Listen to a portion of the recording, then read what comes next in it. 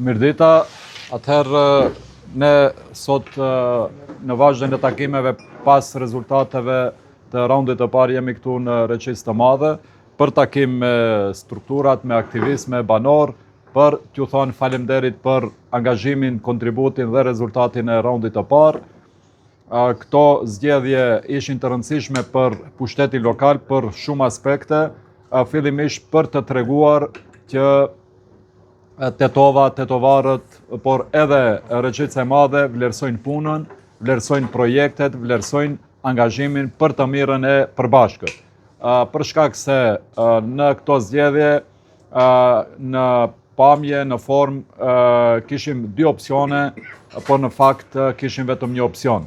Kur them kishim vetëm një opsion, shkaku se vetëm një opsion kishte ofertë konkrete për zgjidhjet problemeve të qytetarëve, duke pasur si background, do kisha thënë, punët të cilët janë bërë në 4 vitet e kaluara. Opsioni tjetër, as që kishte një ofertë serioze edhe me kandidatin, edhe me programën, por pashtu ata thirreshin si kontinuitet, vazhdimsi e qeverisjes së të kaluarës, veçanërisht në 2 mandatet të qeverisjes së Teut Arifit. Pra kur i kemi këto parasysh, atëherë po del që në fakt tetovarët kishin një opsion për të ardhmen e tyre dhe prandaj ky opsion u vlerësua. Dhe më thonë 19.000 vota që u grumbulluan raundin e parë janë vota të pastërta të atyre të cilët vlerësojnë punëtorin dhe punën, vlerësojnë projektet, vlerësojnë angazhimin, vlerësojnë kontributin. Prandaj jemi këtu, që u themi falemderit, në emrin tim personal, në emër të çdo aktivisti të lëvizjes Besa, të Vlenit, të gjithë aktivistëve të koalicionit, por edhe në emër të gjithë tetovarëve, të cilët duan që të vazhdohet më tutje me këto projekte të cilat realizohen në të mirë të qytetit. Tash jemi në raundin e dytë, duhet të vazhdojmë edhe më fuqishëm, duhet kjo diferencë të jetë edhe më e theksuar, edhe më e thellë, sepse tani më ata nuk e kanë edhe argumentin e vetëm të cilin e kishin kur u futën në zgjedhjet në raundin e parë. Ai argument ishte se ata dalin në zgjedhje jo për pushtetin lokal, jo me një program për të zgjidhur hallet tona, jo me një ofertë të një kandidati i cili ishte i gatshëm për t'u marrë me problemet tona, por për një referendum, për të fituar zgjedhjet lokale dhe për të kërkuar zgjedhje të parakohshme parlamentare. Kur them edhe një argument plus, sepse ata e morën përgjigje në raundin e parë. Më thonë, nga dikun 15 komuna me shumicë shqiptare, ata nuk kanë fituar gati se asnjë. Në fakt kanë fituar vetëm Likovën.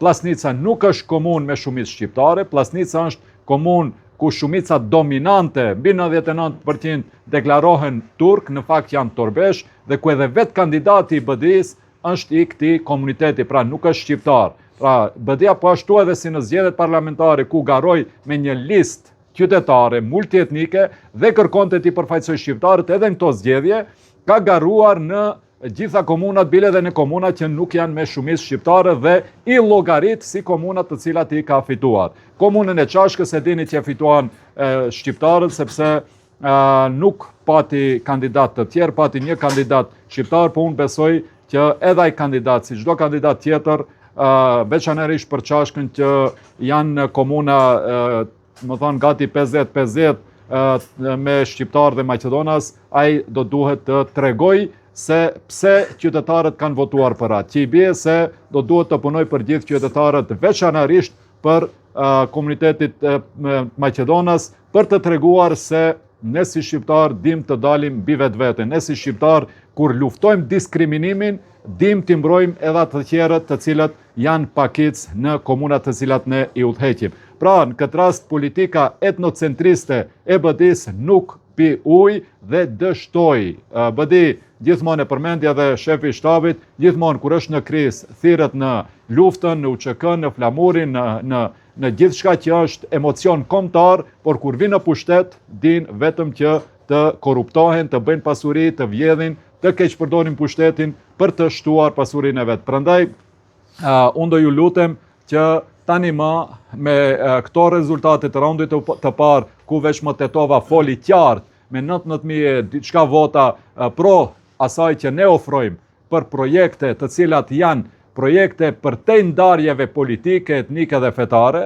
Unë e kam përmend edhe po e përsëris edhe një herë këtu në Reqis të Madhe. Ju kur keni kërkuar votë dhe kur kërkoni votë, kërkoni për projekte që janë realizuar në Reqis të Madhe dhe të cilat i shfrytëzojnë të gjithë qytetarët dhe banorët e Reqisës Madhe. Ju nuk mund t'ju theni këtë rrugë që e kemi asfaltuar edhe lart, edhe rrugën kryesore, t'ju theni atyre të BD-s, ju nuk mund të kaloni. Pra, këto të mira i shfrytëzojnë të gjithë.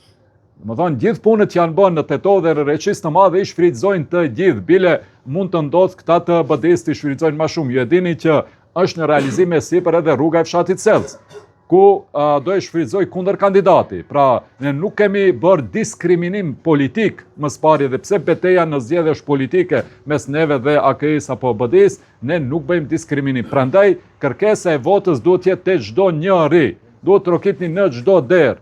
Mos keni turp t'u thoni edhe atyre të BD-s ta kërkoni votën, sepse nuk mund t'ju themi atine të BD-s mos kaloni këto rrugë që kemi bën, mos shkoni në shkolla apo në terrenin sportiv që e bëm, mos shfrytëzoni projekte të cilat i kemi realizuar.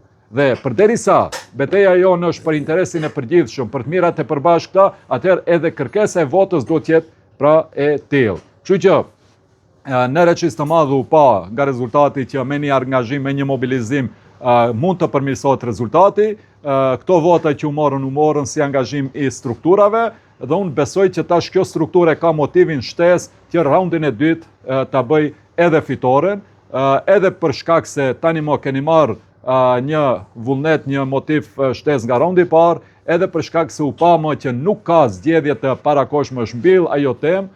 Tash do duhet të vazhdojmë të realizojmë ata projekte të cilat i kemi premtuar për 4 vjeçarin e ardhshëm dhe për më shumë që tani më edhe një herë, pra me organizimin të cilën e patët u bindët se mund të grumbullohen edhe ato vota që i grumbullam raundin e parë, por edhe më shumë. Ati ku keni qenë mirë, duhet ta mbani atë rezultat, ati nuk ku keni pas ndonjë dobësi apo ku keni dalë dobët, duhet të shihni pse keni dalë dobët dhe ta përmirësoni rezultatin. Kështu që edhe një herë urime për rezultatin e raundit të parë, faleminderit për angazhimin çdo njërit nga ju dhe urojmë që raundin e dytë të dalim edhe fitues, por fitues me një diferencë të madhe për të treguar edhe një herë më bindshëm që edhe Reqis e Madhe ashtu si pjesa tjetër e Tetovës vlerësojnë punët që janë bërë, por një herë votojnë për punët të cilat ne do i bëjmë për 4 vjeçarin e ardhshëm. Ju falemnderoj.